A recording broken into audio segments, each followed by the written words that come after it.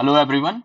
आशा करता हूँ आप लोग बहुत अच्छे होंगे। मैं राहुल एक बार फिर से आप सभी का स्वागत करता हूँ इस चैनल पे।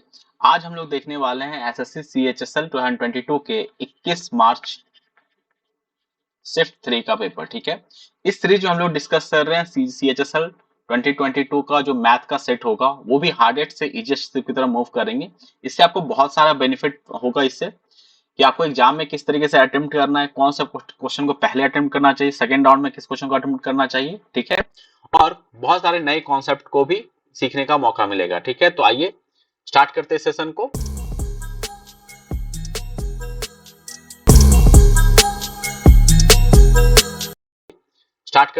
को। देखिए, मैं आप सबसे एक बार रिक्वेस्ट करूंगा कि सेशन को देखने से पहले आप एक बार खुद से सारे क्वेश्चन को अटेम्प्ट कीजिए, उसके बाद आप सॉल्यूशन देखिए, उससे आपको मैक्सिमम बेनिफिट होने वाला है।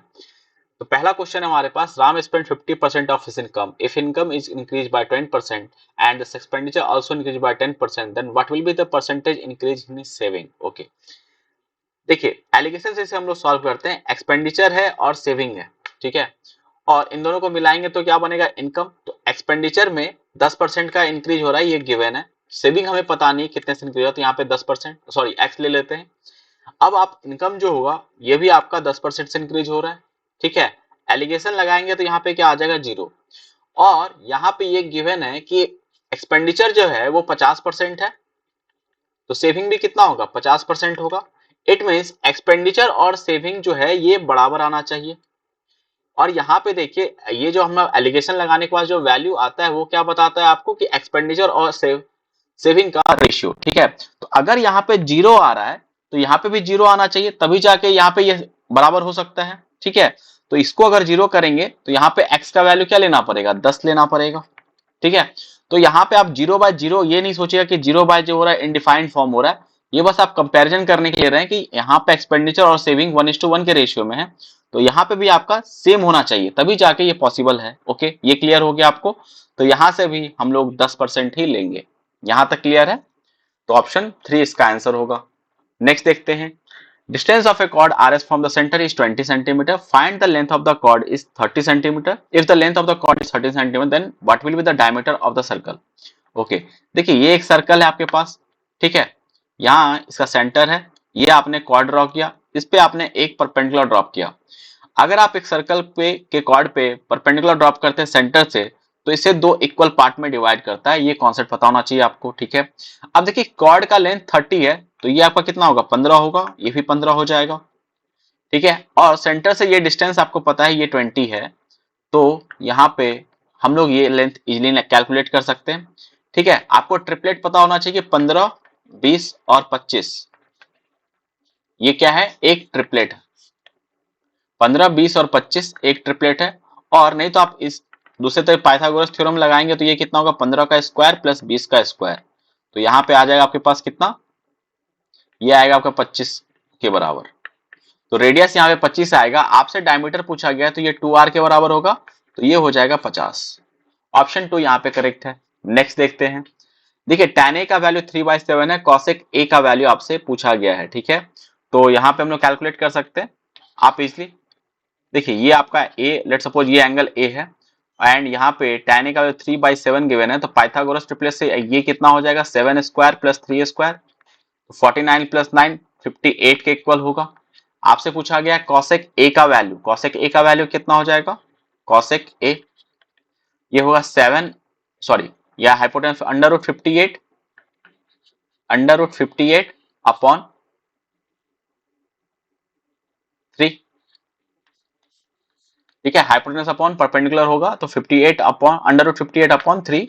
ऑप्शन 2 ये करेक्ट है, ठीक है। नेक्स्ट देखते हैं, what is the value of cot 60 minus cot 30 upon 1 plus cot 60 into cot 30।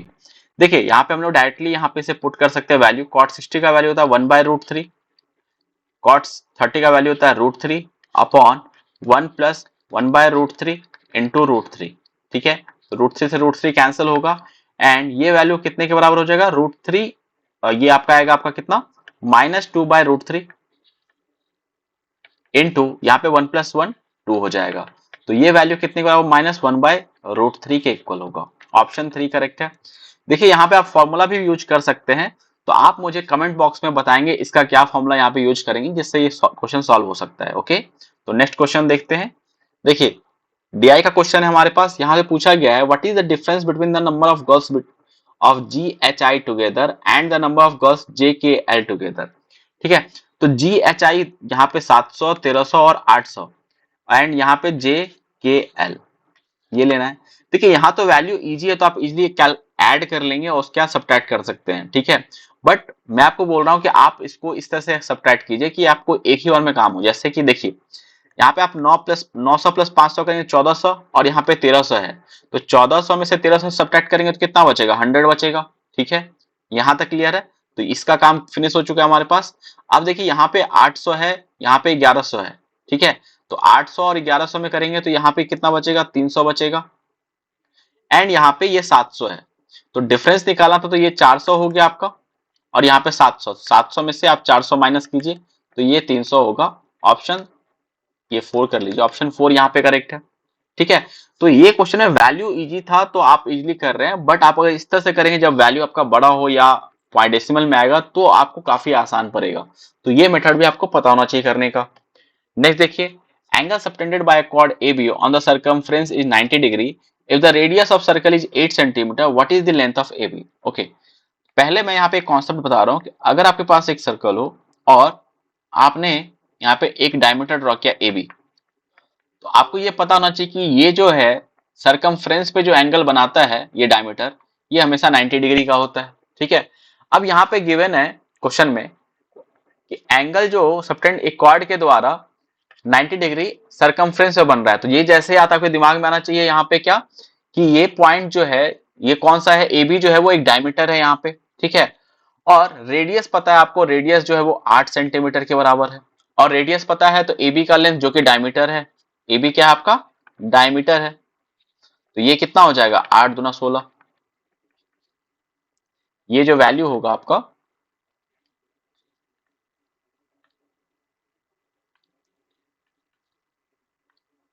एक मिनट 16 के इक्वल होगा। ऑप्शन 3 यहाँ पे करेक्ट है। ठीक है, नेक्स्ट देखते हैं। देखिए यहाँ पे सिंप्लीफिकेशन का क्वेश्चन है तो इसे सॉल्व करते हैं। If a equal to 18 divide by 9 into 4 upon 15 divide by 3 into 5। अब यहाँ पे देखिए आप डायरेक्टली यहाँ पे सॉल्व कीजिए। 18 को अगर आप 9 से डिवाइड करेंगे तो क्या बचेगा 2, 2 को 4 से मल्टीप्लाई कीजिए यहाँ पे बचेगा 8 अपॉन यहाँ पे 3 15 को डिवाइड करेंगे 3 से तो ये बचेगा 5, 5 इंटू 5 करेंगे तो 25। बी में देखिए 18 को डिवाइड करें 36 से तो यहाँ पे क्या बचने वाला 1/2 और यहाँ पे 3/2 है आपके पास, प्लस 5 इंटू 1 5 माइनस 6 तो यहाँ पे क्या आ जाएगा आपके पास -1। नीचे में देखिए ये कितना आएगा 3 इंटू 20 तो ये 60 माइनस 12 प्लस 12।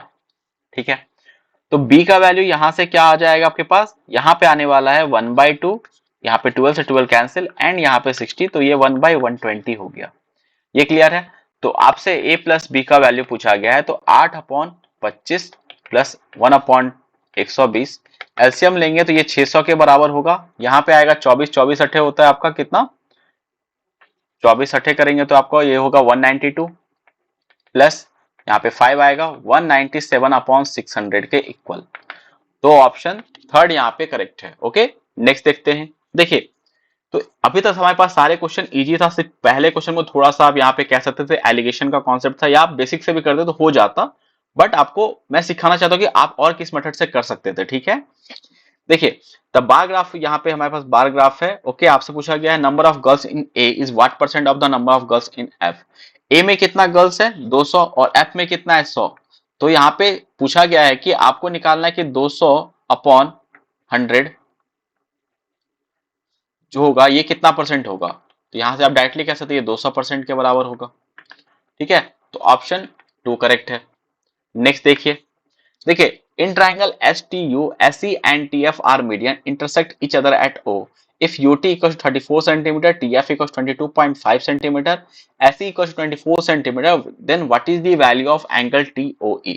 ओके, सॉल्व करते हैं। यहां पे आपके पास एक ट्राइंगल है। ठीक है, अब यहां पे आपने ड्रॉ किया SE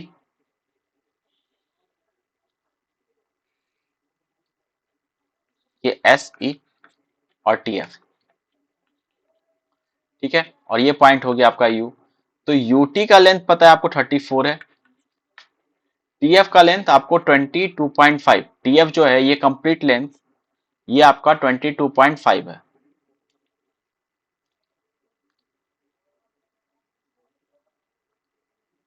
ये आपका 22.5 है, ठीक है। एंड ये एसई जो है ये आपको 24 है।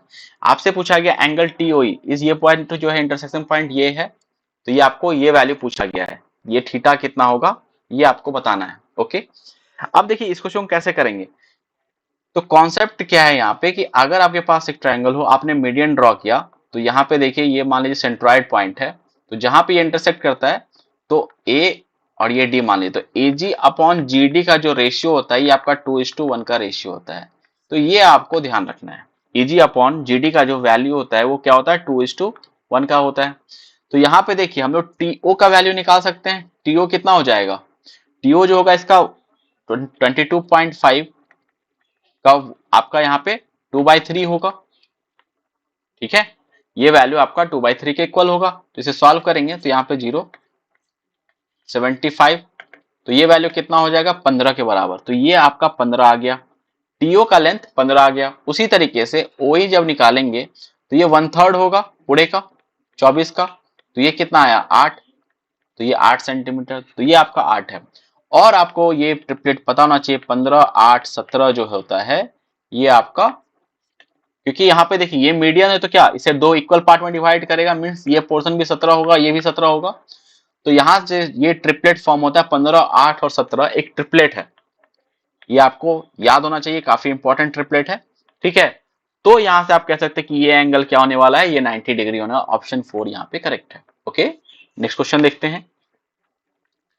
देखिए, three metallic cubes whose side are 6 centimeter, 8 centimeter and 10 centimeter respectively are melted and converted into a single cube. If there is no loss of metal in this process, then what is the length of the side of the new cube? तो आपको ये पता होना चाहिए कि अगर आपके पास एक बड़ा सा बॉल है, लेट सपोज इसको आप 3 अलग अलग बॉल में ये कर रहे हैं, ठीक है, तो यहाँ पे ये मान लीजिए 10 का है, ये 8 का हो गया, ये 6 का है, तो इनका जो वॉल्यूम होगा ये आपका इक्वल होगा, जो आपका ये बड़े वाले का जो वॉल्यूम है ये इक्वल होगा किसके, इन तीनों के वॉल्यूम के सम के बराबर। यहां तक क्लियर है। अब देखिए वॉल्यूम का फॉर्मूला क्या होता है स्फीयर में, 4/3 पाई आर क्यूब होता है।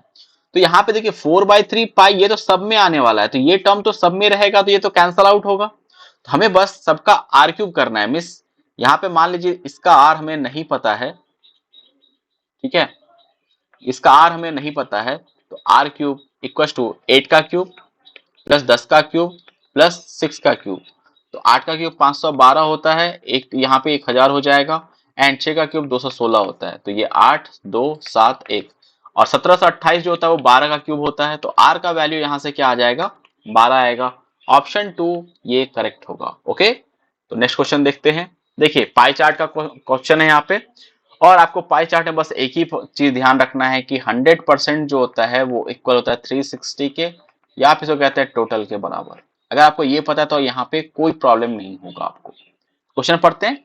The pie chart given below show the number of girls in 6 school, the total number of girls in all this 6 school are 4000, the number of girls in a particular school is shown as a percentage of the total number of girls in all this 6 school, what is the value of central angle formed by sector F.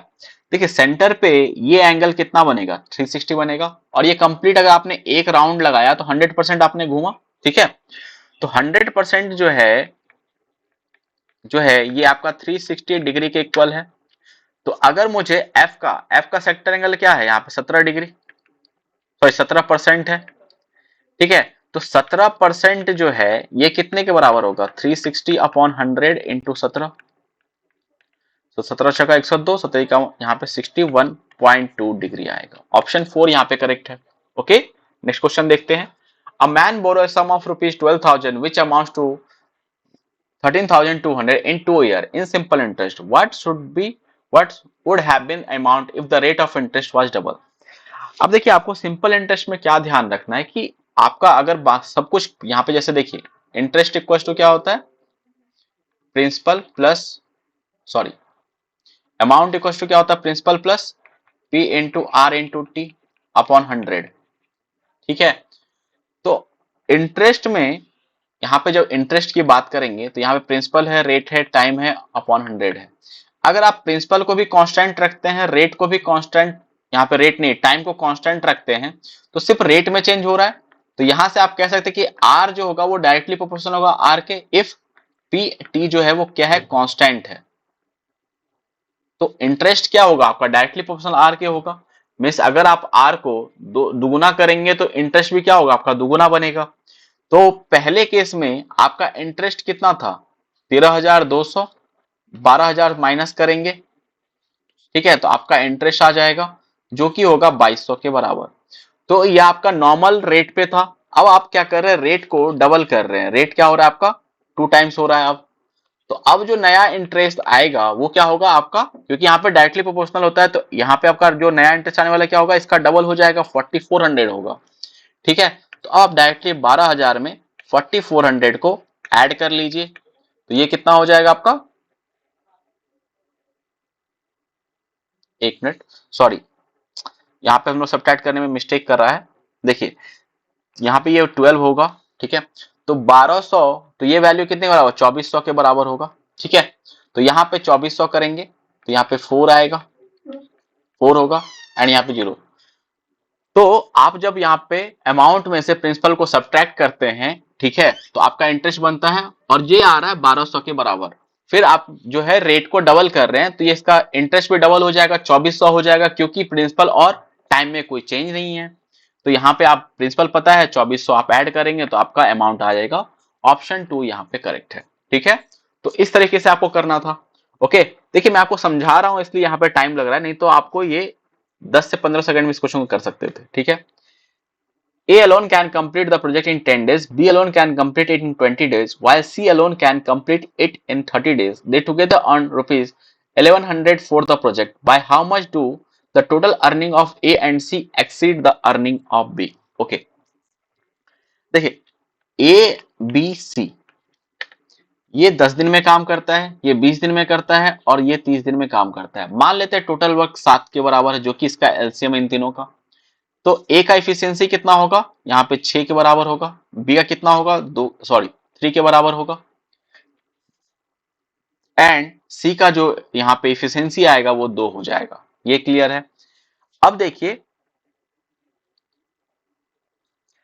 Total जो है वो इस project के लिए कितना, 1100 रुपया मिल रहा है। ठीक है, मतलब 60 काम करने के लिए आपको यहाँ पे 1100 मिल रहा है। तो पहले तो मैं आपको डायरेक्टली यहाँ पे बता रहा हूँ कि आपको क्या देखना है। आप यहाँ पे डायरेक्टली जो है, जो आपका इफिशियंसी आया है उसको आप प्रोपोर्शनेट कर सकते हैं, किससे, पैसे से। मीन्स 6, 3, 9, 2, 11, तो 11 यहाँ पे 6, 3, 6 प्लस 3 प्लस 2 यूनिट जो होगा ये आपका 1100 के इक्वल होगा। ओके, तो बी को इफिशियंसी कितना है, 3 यूनिट, तो 3 यूनिट का वैल्यू हम लोग निकाल सकते हैं। तो ये कितना हो जाएगा, 1100 बाई 11 इंटू 3। सॉल्व करेंगे तो ये 300 के इक्वल होगा। ओके, सॉरी, यहां पे हमसे पूछा गया कि ए और सी कितना एक्सीड कर रहा है बी से, तो ए और सी 6, 2, 8 हो गया, और यहाँ पे बी क्या है, 3, -3 करेंगे तो ये 5। तो 5 यूनिट का वैल्यू पूछ रहा है आपसे, इसे करेक्ट कर लेना है आपको। देखिए मैं यहाँ पे फिर से कर रहा हूं।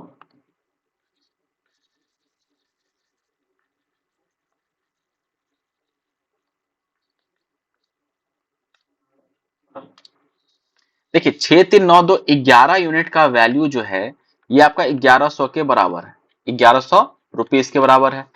तो अगर आपको, क्योंकि 5 यूनिट यहाँ पे एक्सीड कर रहा है, ए और सी का क्या है, 6 प्लस 2 8, और बी जो है वो 3 है, तो 8 में से 3 सब्ट्रैक्ट करेंगे तो यहाँ पे 5 बचेगा। तो 5 यूनिट का वैल्यू कितना हो जाएगा, 1100 अपॉन 11 इंटू 5। ठीक है, तो ये आपका 500 के इक्वल होगा। ओके, तो ये वैल्यू कितने के बराबर होगा, 500 के इक्वल होगा। ये तो हो गया, आपको आप डायरेक्टली कर सकते थे, बट बहुतों को ये लग रहा होगा कि यहाँ पे ये कैसे हो गया, आपने 11 डायरेक्टली इसको कैसे किया है। अच्छा, हम लोग ऐसे तो कह सकते कि 60 काम अगर कोई कर रहा है, 60 काम के लिए कितना पैसा मिलने वाला है, 60 वर्ग के लिए 1100 रुपया, जितना काम है उतना पैसा मिलने वाला है। ठीक है, अब देखिए तो कितने दिन में ये काम कंप्लीट होगा, अगर हम लोग ये निकालें तो हम लोग निकाल सकते हैं टाइम कितना लगेगा, अगर सब मिलके काम करेगा तो 6, 3, 9, 2, 11, इस दोनों तीनों का एफिशिएंसी मिला कितना हो 11, और ये टाइम से डिवाइड, यहाँ पे एफिशिएंसी डिवाइड करेंगे वर्क को, तो 60/11 आ जाएगा। इतने दिन में काम कंप्लीट हो जाएगा। ठीक है, तो ए कितना काम करेगा, अगर मैं ए की बात करूं तो ये कितना काम करेगा, तो 6 एक दिन में काम करता है, 60/11 से मल्टीप्लाई कर दीजिए। बी कितना काम करेगा, बी जो है ये आपका 3 यूनिट काम करेगा एक दिन में, तो 60/11 दिन में कितना करेगा, ये वैल्यू। एंड सी जो है ये कितना करेगा, ये आप कह सकते हैं यहाँ पे 2 × 60/11 के बराबर। ठीक है, अब पूछ रहा है कि ए और सी का जो अर्निंग है वो बी के अर्निंग से कितना ज्यादा है, तो इन दोनों को हम लोग कह सकते हैं ये कितना आ जाएगा, ए प्लस सी करेंगे तो 8 × 60/11, और बी यहाँ पे आपके पास है 3 × 60/11। ठीक है, तो इन दोनों में डिफरेंस कितने का आ रहा है, ए प्लस सी माइनस बी में, तो यहाँ पे ये 5 × 60/11। ठीक है, अब देखिए, तो आपसे इतने वर्क के बारे में, इतने वर्क का कितना पैसा होगा इसके बारे में पूछा गया है, तो यहां से आप डायरेक्टली कर सकते थे, 1 यूनिट का वैल्यू 1100/60, आपसे 5 × 60/11 का वैल्यू पूछा गया है, तो 11/60 × 5 × 60/11, 60 से 60 कैंसिल होगा, यहाँ पे करेंगे तो ये 100, ये 500 आ जाएगा। इसीलिए क्योंकि यहाँ पे 60/11 जो है ये कैंसल आउट हो रहा है, इसीलिए हम लोग डायरेक्टली क्या कर रहे हैं, इफिशियंसी से ही इसे कंपेयर कर रहे हैं। ठीक है, ये क्लियर हो गया, क्योंकि आपको यहाँ पे डायरेक्टली यहां से भी करेंगे तो सेम ही आने वाला है। ओके, तो नेक्स्ट क्वेश्चन देखते हैं। देखिए, डीआई का क्वेश्चन है, यहाँ पे जो है 2 साल के लिए 2000 और 2001 के लिए लिया गया है, B1 B2 B से B6 तक के लिए। ठीक है, और आपसे पूछा गया average sale of branches of B2 B4 B6, तो 3 नंबर का एवरेज लेना है, और average sale of branches of B3 B5 B1 B3 B5 का 2001 में ही।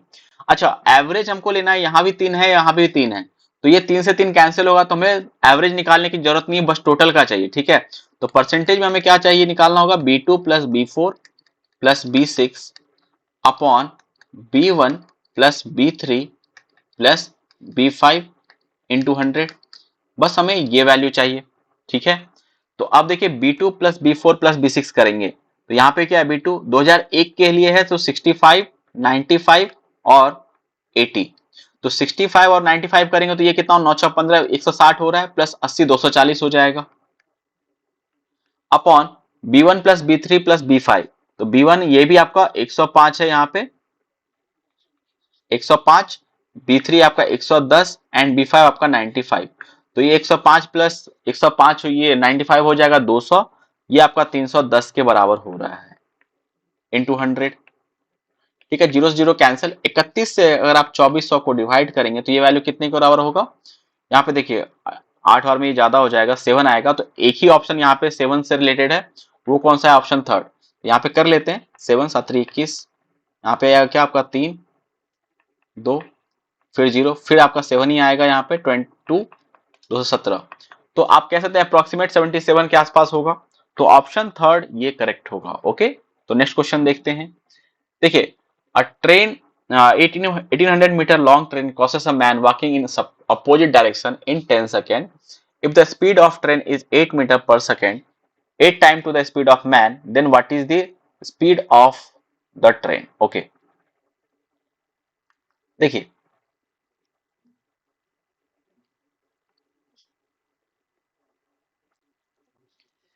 एक ट्रेन है, ये मान लीजिए इधर से जा रहा है, और एक यहाँ पे पर्सन है। ठीक है, ये इधर को आ रहा है, तो यहाँ पे जब आपका अपोजिट डायरेक्शन मूव करता है तो रिलेटिव स्पीड जब हम लोग निकालते हैं, रिलेटिव स्पीड, तो क्या करते हैं, इन दोनों का स्पीड का सम करेंगे। ठीक है, हमें इसका भी स्पीड नहीं पता और मैन का भी स्पीड यहाँ पे नहीं पता, तो मैं यहाँ पे speed of train plus speed of man को ऐड कर दूंगा, क्योंकि अपोजिट डायरेक्शन में जब रहता है तो आपको रिलेटिव स्पीड में क्या करना है, ऐड करना है। ठीक है, और अगर मान लीजिए सेम डायरेक्शन रहेगा तो स्पीड को माइनस करेंगे। यहां तक क्लियर है। अब देखिए, यहाँ पे जो है, जब आप इन दोनों को क्रॉस कराएंगे, लेट सपोज मैं यहाँ पे एक फिगर बना के दिखा रहा हूँ। देखिए, यहाँ लेट सपोज इस पोर्शन पे जब पर्सन है, इसको क्रॉस करना स्टार्ट किया। ठीक है, तो जब ये कंप्लीटली क्रॉस कर जाएगा तो कितना ट्रैवल करेगा, तो ये इसके लेंथ के बराबर, जो ट्रेन का जो लेंथ है, या आप ऐसे कह सकते हैं कि दोनों का जो लेंथ होगा पर्सन का और ट्रेन का, और पर्सन का हम लोग नेग्लिजिबल मान के चल रहे हैं, इसलिए हम लोग ट्रेन का लेंथ ले रहे हैं। ठीक है, तो डिस्टेंस कितना कवर होगा, ये आपका ट्रेन के लेंथ के इक्वल होगा। ठीक है, यहां तक क्लियर है। तो और टाइम पता है आपको 10 सेकेंड का है, तो यहां से हम लोग निकाल सकते हैं, यहाँ पे इस रिलेटिव स्पीड कितना आने वाला है 1800 अपॉन 10, तो ये हो गया 180 के बराबर। ये आपका S T plus S M.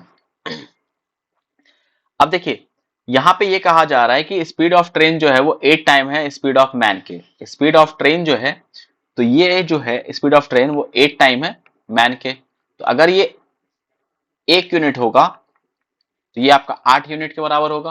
तो 8 प्लस 1 9 यूनिट का वैल्यू कितना है 180। 1 यूनिट का वैल्यू कितना हो जाएगा 20 के बराबर, तो ये आपका 160 हो जाएगा और ये आपका 20 हो जाएगा। और ध्यान क्या रखना है, ये आपका मीटर पर सेकेंड में वैल्यू आ रहा है, अभी हमें चाहिए किलोमीटर पर सेकेंड में ट्रेन का स्पीड।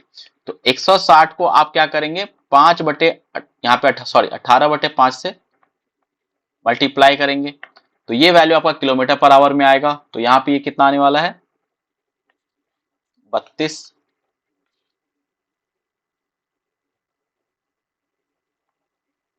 576 के इक्वल होगा। ऑप्शन ए करेक्ट है। ओके, नेक्स्ट क्वेश्चन देखिए, what is the value of tan x minus sec x plus 1 upon tan x plus sec x minus 1।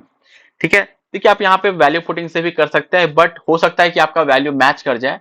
तो और इस तरह के क्वेश्चन आ रहे एग्जाम में, आपने मैंने आप पिछले 1-2 सेट में इस तरह के क्वेश्चन कराए भी हुए हैं, उसमें साइन और कॉस पे आया था, इस बार यहाँ पे tan और sec में आया हुआ है। तो आपको बेसिक मेथड पता होना चाहिए इसको क्वेश्चन को कैसे करते हैं। देखिए यहाँ पे हमारे पास tan x minus sec x plus 1 upon tan x minus sec x minus 1 है। ठीक है, और आपको पता है कि 1 plus tan square X equal to क्या होता है sec स्क्वायर एक्स। ठीक है, तो 1 का वैल्यू हम लोग कर सकते हैं sec square x minus tan square x. इसे आप ब्रेक करके लिख सकते हैं sec x minus tan x into sec x plus tan x का वैल्यू 1 के बराबर। ठीक है, तो यहां पे देखिए tan x minus sec x और 1 का वैल्यू जो होगा sec x minus tan x into sec x plus tan x, and नीचे में आपका tan x minus sec x, sorry ये प्लस में है, माइनस 1। अब यहां से आप sec x, यहां पे tan x minus sec x को कॉमन ले सकते हैं। तो अगर आपने ये कॉमन लिया तो यहाँ पे क्या बचेगा 1 प्लस, यहाँ पे देखिए sec x minus tan x है, तो हम लोग को यहाँ पे निगेटिव साइन लेना पड़ेगा, और यहाँ पे क्या आ जाएगा sec x plus tan x upon tan x plus sec x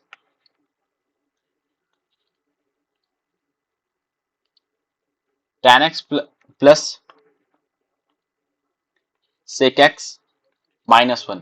ठीक है, अब देखिए यहाँ पे tan x minus sec x and ये वैल्यू जो है आपका 1 minus sec x plus tan x upon, sorry यहाँ पे भी माइनस में आएगा ये वैल्यू। ठीक है, एंड यहाँ पे tan x plus sec x minus 1 है, तो ये आपका क्या हो जाएगा, ये आपका जो कटेगा ये माइनस 1 यहाँ पे आएगा। तो यहां से हमारे पास क्या आने वाला है sec x minus tan x। अब इसको आप सिंप्लीफाई कर सकते हैं 1 upon cos x minus sine upon cos x, तो ये कितना होगा 1 minus sine x upon cos x. ठीक है, एंड यहां पे अगर आप मल्टीप्लाई कर देते इसमें 1 plus sine x upon 1 plus sine x से, क्योंकि आप देखिए 1 minus sine x upon cos x कहीं नहीं है, तो हमने क्या किया है यहाँ पे इससे मल्टीप्लाई किया है। तो ये वैल्यू कितना हो जाएगा 1 माइनस, यहाँ पे 1 माइनस साइन स्क्वायर एक्स आएगा, तो जो कि कॉस स्क्वायर एक्स के बराबर होगा upon cos x into 1 plus sine x.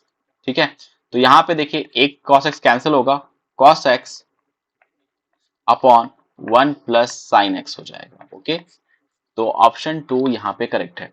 एक और बात यहाँ से आप देख सकते हैं और इसको याद भी रख सकते हैं, आपको काफी यूज होगा ये, मैं यहाँ पे लिख दे रहा हूं।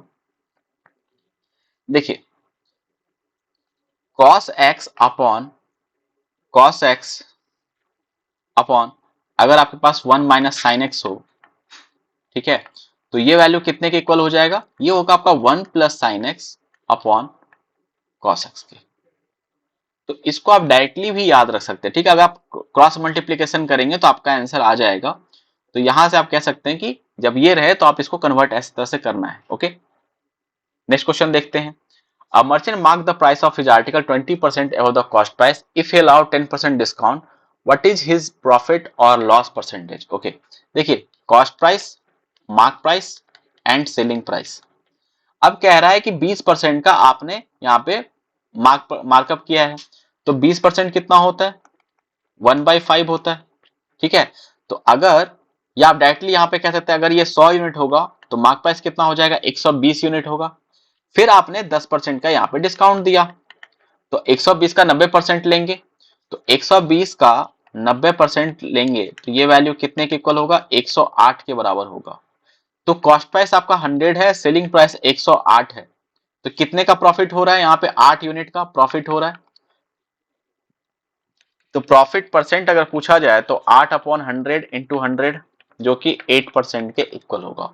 ऑप्शन 1 यहाँ पे करेक्ट है, ठीक है।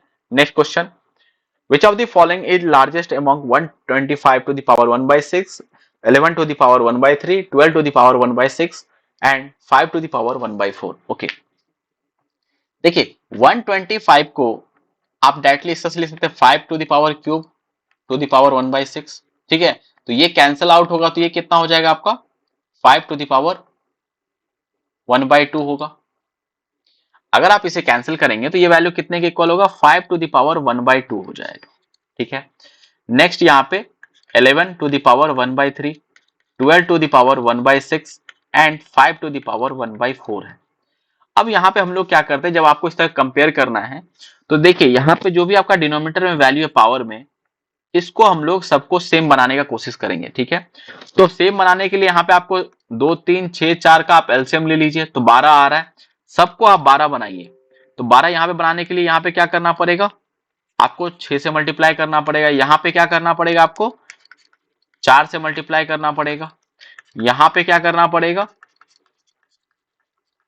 2 से मल्टीप्लाई करना पड़ेगा एंड यहाँ पे आपको 3 से मल्टीप्लाई करना पड़ेगा, ठीक है।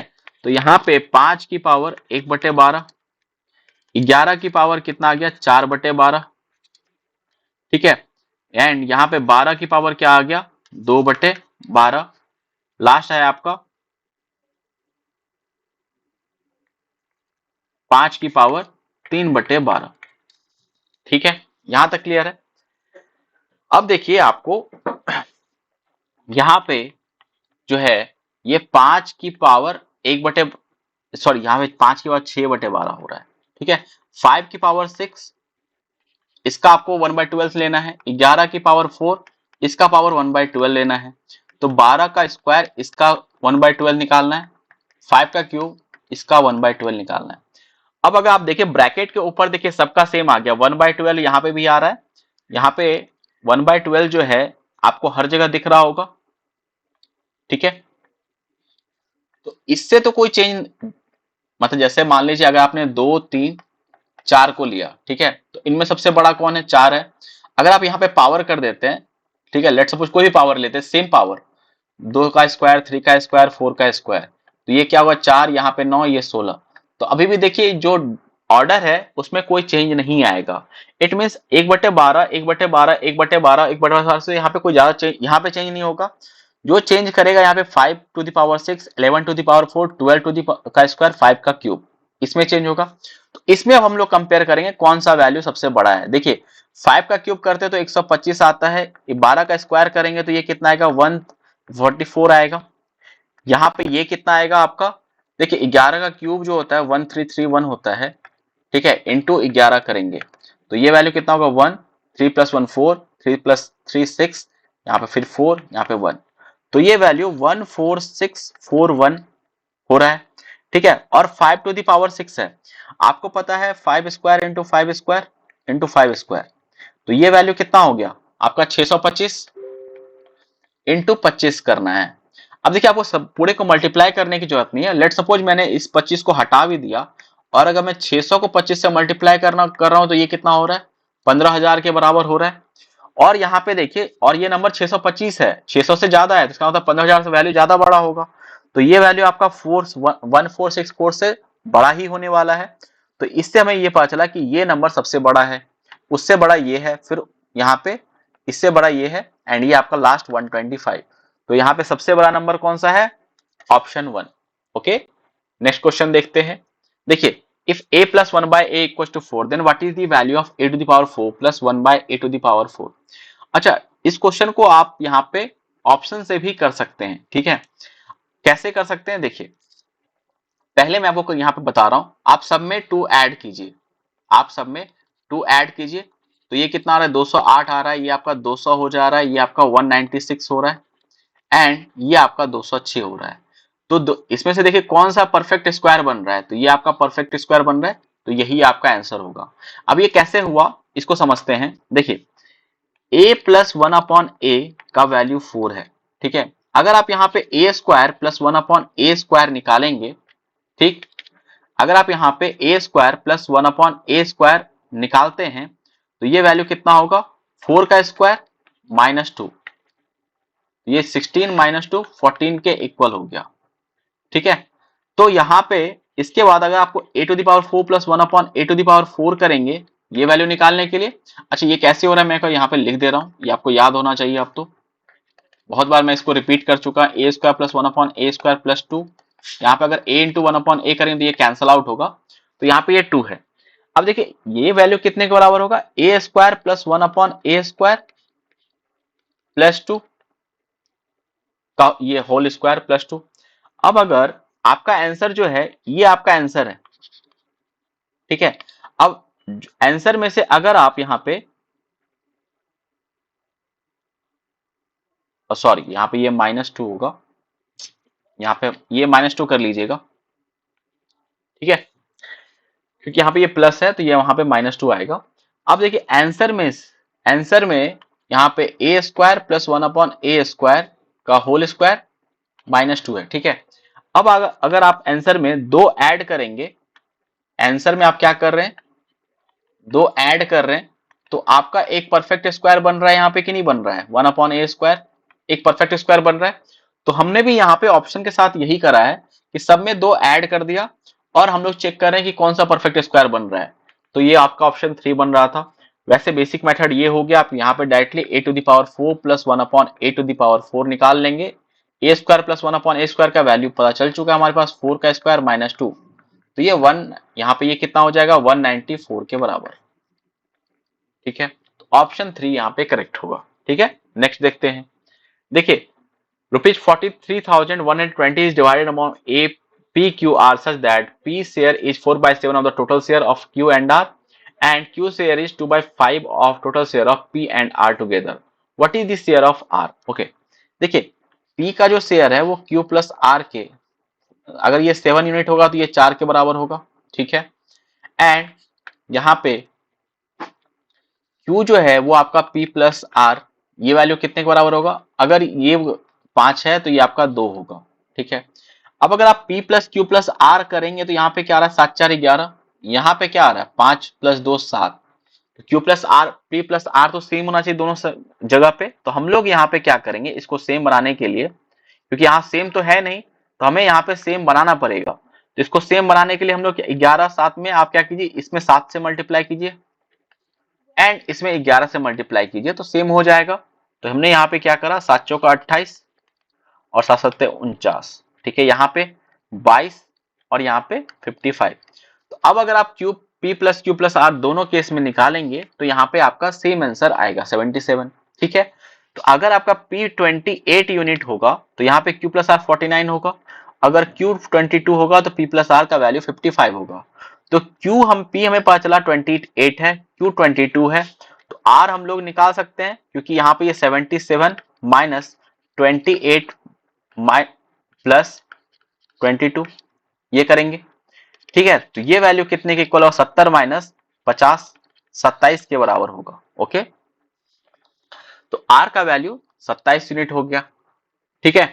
तो यहाँ पे देखिए अगर आपसे पूछा गया है कि R का शेयर कितना होगा और टोटल जो अमाउंट है वो कितना 43120। तो 43120 जो है ये कितने, ये जो वैल्यू है ये आपका 77 यूनिट के बराबर है। तो यहाँ पे 27 यूनिट का वैल्यू हमें चाहिए। तो 43120 अपॉन 77 इंटू 27, ठीक है। देखिए अगर ऑप्शन में अगर आप डिजिट का सम करेंगे, ठीक है, तो अगर कोई नंबर सिर्फ अगर कोई एक सिंगल नंबर होता जो कि आपका 9 से डिवाइड होता, ठीक है, तो वो आंसर होता। बट यहाँ पे सारे ऑप्शन जो हैं, यहाँ पे 6 ये ऑप्शन नहीं हो रहा है 9 से डिवाइड, ये आपका 2 2 4 4 8 1 9 ये हो रहा है, 5 2 7 2 9 ये भी हो रहा है, एंड यहाँ पे 8 5 13 1 14 तो ये नहीं हो रहा है। तो दो ऑप्शन आप इस तरह से कैंसिल आउट कर सकते थे, बट आपको सॉल्व करना ही पड़ता है इस क्वेश्चन को सॉल्व करने के लिए, ठीक है।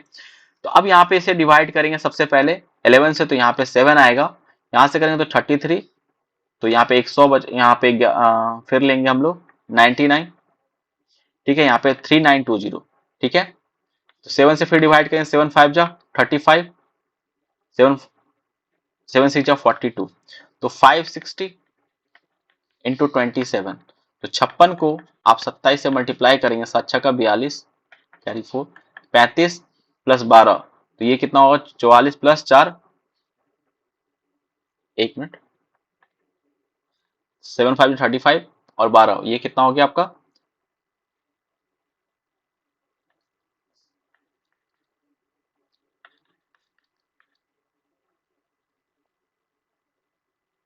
11 3 4 1 5, एक मिनट, थोड़ा सा कैलकुलेशन में मिस्टेक हो रहा है यहाँ पे।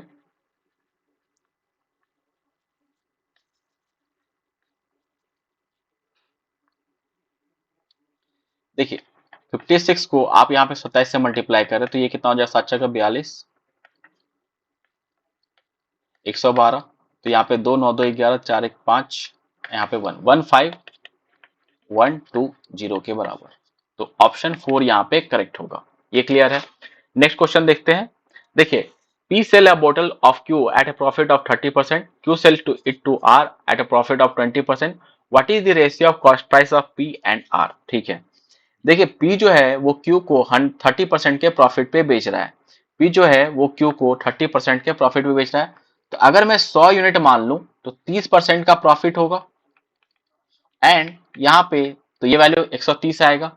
अब ये जो 100 है ये P के लिए क्या है, कॉस्ट प्राइस है किसका, P का। 130 जो है ये आपका कॉस्ट प्राइस है किसका, P का, सॉरी सेलिंग प्राइस है किसका, P का।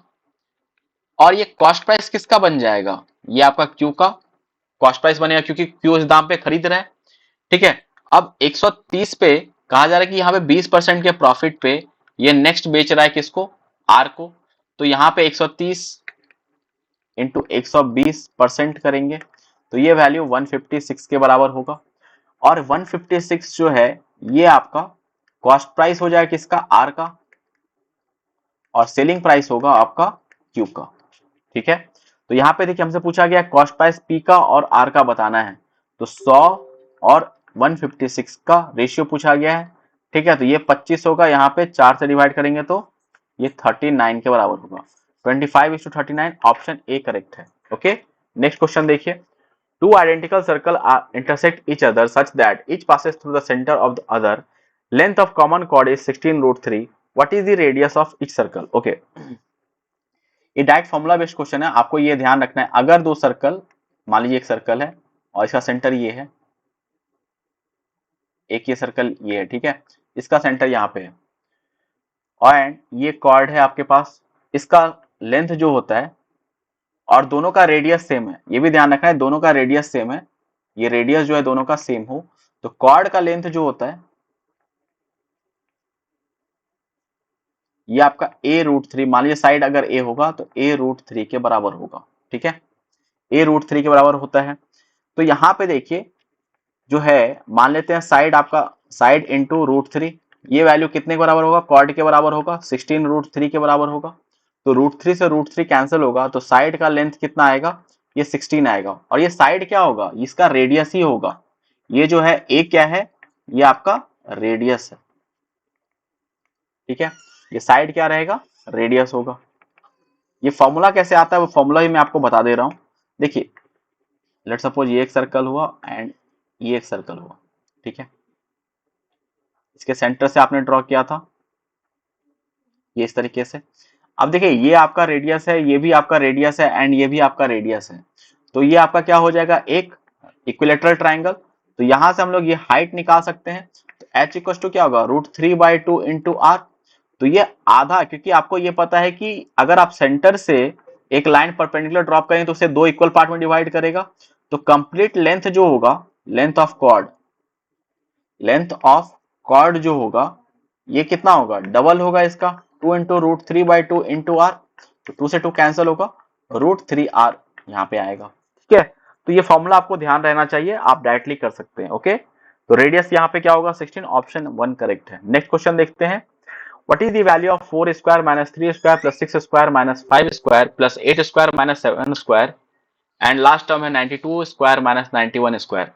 देखिए यहाँ पे आप दो तरीके से कर सकते हैं, बट जो सबसे आसान तरीका है वो मैं बता रहा हूँ। ए स्क्वायर माइनस बी स्क्वायर क्या होता है, ए प्लस बी इंटू ए माइनस बी, ठीक है।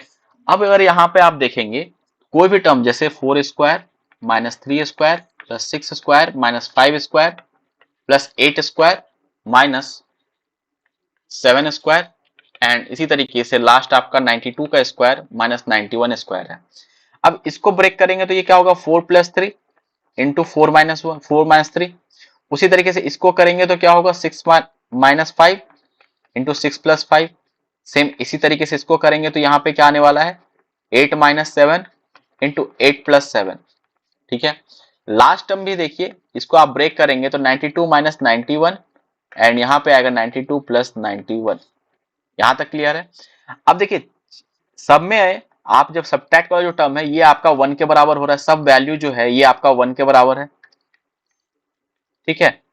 तो यहाँ पे आपका जो होगा ये कितना होगा, 4 प्लस 3 7 प्लस 6 प्लस 5 11, ठीक है, 8 प्लस 7 15, ठीक है, 8 प्लस 7 15 एंड 92 प्लस 91, ये लास्ट टर्म कितना आएगा आपका, 2 1 3 9 9 18 183, ये आपका आने वाला है। तो अब यहाँ पे देखिए ये आपका एक एपी का सीरीज बन रहा है, ठीक है।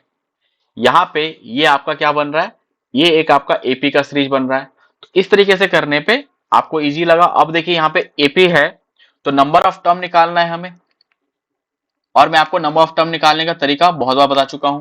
तो हम लोग डायरेक्टली करेंगे, लास्ट टर्म से आप पहले टर्म को सब्ट्रैक्ट कीजिए, 183 माइनस 7 करेंगे अपॉन इसको, कॉमन डिफरेंस क्या है, 4 है, 4 प्लस 1 करेंगे तो ये कितना हो जाएगा आपका 176 अपॉन 4 प्लस 1, 4 से डिवाइड करेंगे तो 44 के बार में डिवाइड होगा, ये आपका 45 आएगा।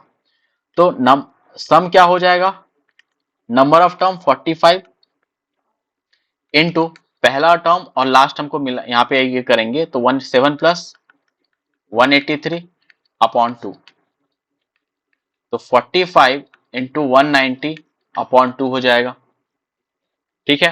तो यहाँ पे जब आप करेंगे तो ये वैल्यू कितने के बराबर आएगा देखिए इसको आप डिवाइड करेंगे तो यहाँ पे 95 आने वाला है, तो 45 इंटू 95 करेंगे तो जो भी आएगा यहाँ पे आपका यूनिट डिजिट क्या आने वाला है, 5 आने वाला है, और एक ही ऑप्शन में आपका यूनिट डिजिट 5 है, तो पूरे कैलकुलेशन करने की जरूरत नहीं है, ऑप्शन 3 आपका आंसर होगा, ठीक है।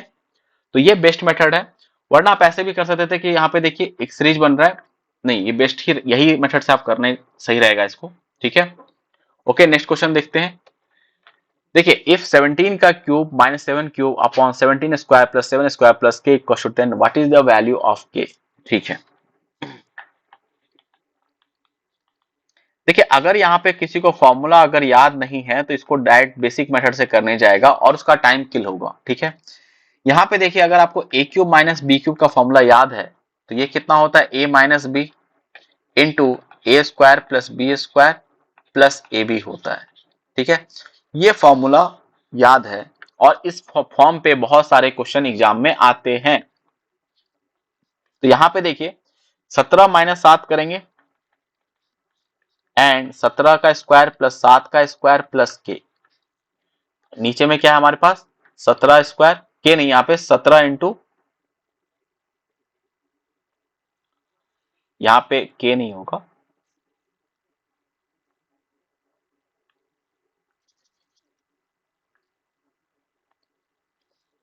17 इंटू 7 होगा, ठीक है। 17 का स्क्वायर प्लस 7 स्क्वायर प्लस के, ठीक है, ये वैल्यू 10 के बराबर है। अब देखिए 17 में से 7 सब्ट्रैक्ट करते हैं तो यहाँ पे 10 आ रहा है, तो अगर ये 10 आ रहा है इसका मतलब ये वैल्यू और ये वैल्यू सेम होने वाला है। तो यहाँ पे देखिए अगर आप यहाँ पे 17 का स्क्वायर 17 का स्क्वायर 7 का स्क्वायर 7 का स्क्वायर, तो k का वैल्यू कितना होगा 17 इंटू 7 119 के बराबर। ऑप्शन 3 करेक्ट है, ठीक है। नेक्स्ट क्वेश्चन देखिए, average of marks obtained by x and y is 35 less than the average marks obtained by y and z. If the marks obtained by z is 85, what is the mark obtained by x? ठीक है, x plus y का जो average है ये 35 कम है किससे, तो y plus Z के, तो 35 ये ज्यादा कर दीजिए इसे, ठीक है। इसे सिंप्लीफाई करेंगे तो x प्लस वाई आएगा एंड इस साइड आपका 70 प्लस वाई प्लस जेड, और 2 से 2 कैंसिल होगा, ठीक है। y से आप y को कैंसिल करेंगे और x का वैल्यू पूछा गया है आपसे यहाँ पे, एंड z जो है वो कितना है 85 है, तो 70 प्लस 85, x कितना आ जाएगा 155 के बराबर। ऑप्शन 1 यहाँ पे करेक्ट है, ठीक है। नेक्स्ट क्वेश्चन, तो ये हमारा आज का लास्ट क्वेश्चन था, ठीक है। तो आपको बहुत सारे कॉन्सेप्ट यहाँ पे नए देखने को मिला है, ठीक है, और मैंने यहाँ पे डिस्कस भी अच्छे से किया है। आई होप आपको सारे कॉन्सेप्ट यहाँ पे क्लियर हो रहे होंगे, कुछ नया सीखने को मिल रहा होगा। अगर आपको मेरा तरीका पसंद आता है तो प्लीज वीडियोज को लाइक कीजिए, शेयर कीजिए, ठीक है। चैनल को सब्सक्राइब कीजिए कि आपको आने वाले वीडियोस के बारे में नोटिफिकेशन मिलता रहे, ठीक है। ओके, तो मिलते हैं नेक्स्ट सेशन में, तब तक के लिए थैंक यू।